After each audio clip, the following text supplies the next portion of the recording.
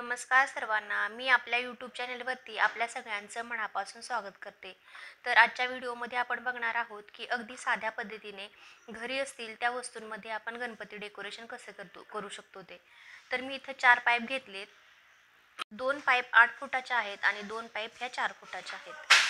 आणि त्याचे हे 4 कॉर्नर्स. आता ते आपण ॲडजस्ट करून घेऊया. हे बघा, या पद्धतीनं या पाईप्स एकमेकांना कॉर्नरच्या साहाय्याने अटॅच करून घ्यायच्या आहेत. इथे मी घेतलेत त्याप्रमाणे या 4ही पाईपा अशा व्यवस्थित अटॅच करून घ्यायच्या. या पाईपा तुम्हाला कुठेही अगदी कमी किमतीत सहज मिळून जातील. अशा पाईपचा पूर्ण टेबलही मिळतो, पण आपल्याला एवढा टेबलची काहीही गरज नाही आहे. तर या 4 पाईपा जरी असतील ना तरी आपलं डेकोरेशन अगदी व्यवस्थित होतं. तर हे बघा, मी आता त्याच्यातली वरची एक पाईप काढून घेतली आणि त्याच्यामध्ये हे पडदे लावून घेते. हे 4 पडदे आहेत माझ्याकडं. ते मी आता एकामध्ये एक असे व्यवस्थित लावून घेणार आहे. वरच्या साईडच्या एका कॉर्नरची पाईप मी काढून घेतली आणि त्यामध्ये या अशा पद्धतीने हे 4 पडदेही ॲडजस्ट करून घेतले. हे पडदेही अगदी कमी किमतीत मिळून जातात. जर ते तुम्हाला नाही मिळाले तर आपल्या घरात ज्या साड्या असतात ना, तर त्याही आपण अशा प्रकारे अरेंज करू शकतो. या पाईपेच्या वरून जरी साडी टाकली तरी ती व्यवस्थित बसते. पण माझ्याकडे हे अवेलेबल होतं तर मी हे व्यवस्थित लावून घेतलं आणि आता ते पाईपमध्ये कॉर्नरमध्ये व्यवस्थित फिट करून घ्यायचं.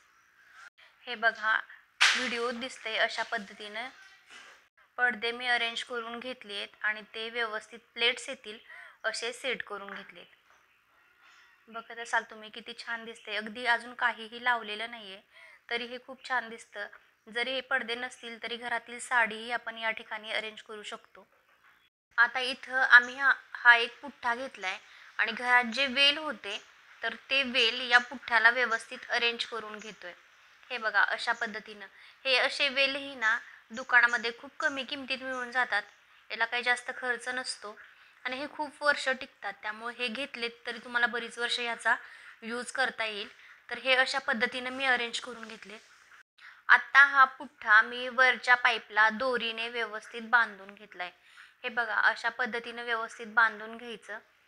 ह्या वेल खाली लावण्याचं कारण म्हणजे जर अगोदरच हा पुठ्ठा वरती लावला असता तर त्याला ते व्यवस्थित रोल करता आलं नसतं, गुंडाळता आलं नसतं. म्हणून हे अगोदर खालीच मी गुंडाळून घेतलंय आणि आता दोरीच्या साह्याने पाईप आणि तो पुठ्ठा धरून हे सगळं व्यवस्थित लावून घेतलं. आता याला आपण फुलांचं डेकोरेशन करायचंय. तर ही बघा, अशी फुलं खूप इझिली तुम्हाला कोणत्याही शॉपमध्ये मिळून जातील. तर ही बघा, अशी फुलं असतात ती अगदी किलोवरती मिळतात. काही जास्त महाग नसतात, स्वस्त असतात आणि ही बरीच वर्ष टिकतात. त्यामुळे ही तुम्ही एकदम आणून ठेवू शकता. तर ही मी अशा पद्धतीनं सेट करून घेतलीत. जसं तुम्हाला शक्य होईल तसे कलरनुसार तुम्ही ॲडजस्ट करून घ्या. हा एक आता ट्रेंडिंग चाललेला डेकोरेशनचाच पीस आहे. तर तो मी आता माझ्याकडे 2 होते तर ते मी दोन्ही बाजूला 2 असे लावून घेते. ही एक गोष्ट मला खूप आवडली होती की अशी घंटा आहे आणि तिला खाली असं झिगझॅगचं डिझाईन आहे. तर तेही मी घेऊन ठेवलं होतं आणि हे इकडं कोपऱ्यात केले ते स्क्वेअर ते आम्ही घरीच बनवलं होतं.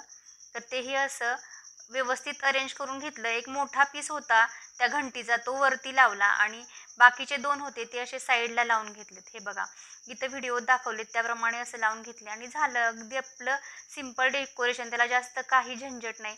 असं अगदी साधं डेकोरेशन तुम्ही करू शकता. हे बघा, आता या इथं तुम्हाला सगळं पूर्ण दिसेल की किती छान दिसतंय.